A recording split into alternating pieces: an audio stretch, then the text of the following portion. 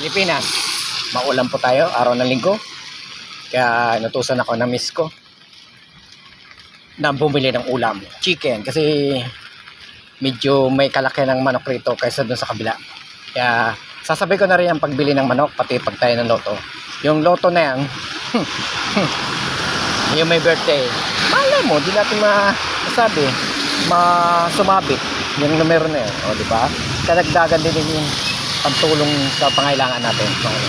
Ito maulan, nandito ako ngayon sa may Korean grocery po, kaya nagpayong, pero hindi man kalakasan ng ulan, tama-tama, pero kailangan pa rin magdala ng payong kasi uso yung sakit niya yun sa mga lagnat, lalo na sa mga bata po.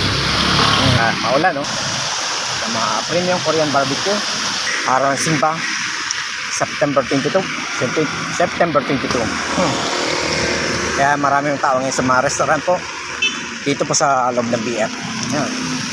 Kaya ingat-ingat po tayo sa ganitong sitwasyon na maulan po, mga guys.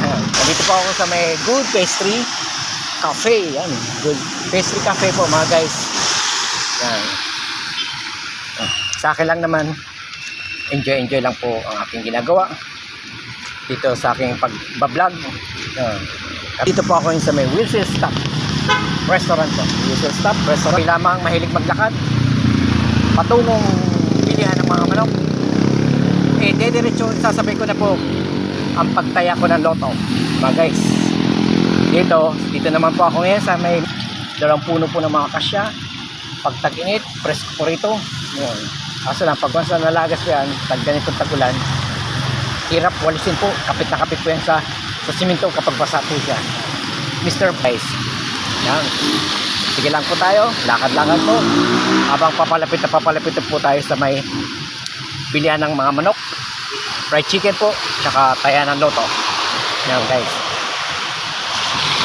Pag once dumaan po sa inyo itong mga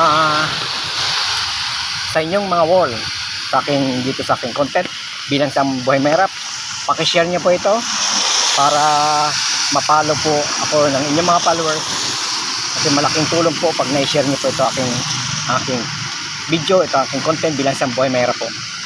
Dito po ako ngayon sa may Shake Cake. Shake Cake, maraming customer kahit ako'y nabansagan na mahilig maglakad, di bali, okay lang po yan, exercise po yan, mga guys. So, hanggang dito na tayo muli. Bye-bye, ingat po tayo.